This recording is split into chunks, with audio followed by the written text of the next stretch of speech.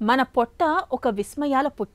ఒక పూట బాగుంటే మరో పూట ఎక్కడో ఏదో ఒక ఇబ్బంది తలెత్తుతూ ఉంటుంది. అయితే మలబద్ధకం లేదంటే విరేచనాలు, పొట్టలో గడబిడ, ఆపై అజీర్తి, గ్యాస్ ట్రబుల్, ఇలా సమస్యల చిట్టాకు అంత ఉండదు.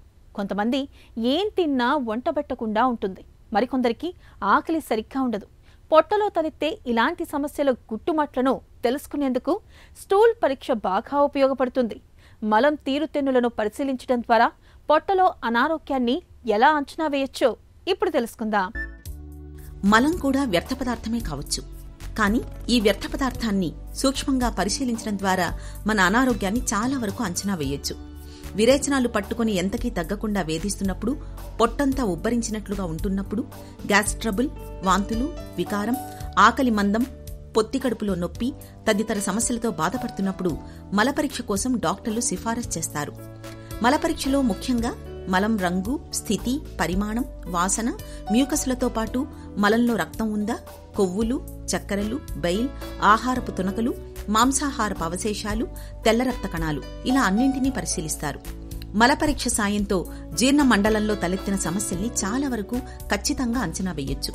కాలేయం, క్లోమగ్రంథి, ట్రిప్సిన్ వంటి ఎంజైముల పనితీరును తెలుసుకోవచ్చు. పొట్టలో నులిపురుగులు, రోటా వైరస్, పెద్ద పేగులో క్యాన్సర్ ఆనవాళ్లు కూడా మలపరీక్షలో బయటపడతాయి.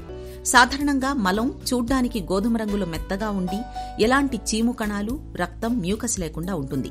pH పరిమాణం 7 నుంచి 7.5 మధ్య ఉంటుంది. షుగర్ శాతం 0.25, కొవ్వుల శాతం 2 నుంచి 7 గ్రాముల వరకు ఉంటాయి. ఈ లక్షణాలకు భిన్నంగా మలం కనిపిస్తే మన జీర్ణ వ్యవస్థలో ఏదో సమస్య తలెత్తినట్లుగా భావించాలి. మలంలో కొవ్వుల శాతం ఎక్కువగా ఉంటూ మాంసాహారపు పోగులు కనిపిస్తుంటే pancreatitis, celiac disease, cystic fibrosis వంటి జబ్బులు ఉన్నట్లు అనుమానించాలి. మలం pH 7 కంటే తక్కువగా ఉండడం అనేది పోషకాహార లోపానికి సంకేతం. pH ఎక్కువగా ఉంటే పేగుపూత ఉన్నట్లుగా భావించాలి. యాంటీబయాటిక్స్ ఎక్కువగా వాడుతున్నప్పుడు, క్యాన్సర్ ఉన్నప్పుడు కూడా pH ఎక్కువగా ఉండే అవకాశం ఉంది. మలంలో తెల్ల రక్త కణాలు ఎక్కువగా ఉండడం, మలంలో రక్తం కనిపిస్తున్నప్పుడు అల్సరేటివ్ కొలైటిస్, పేగుల్లో వాపు ఉండే అవకాశం ఉంది.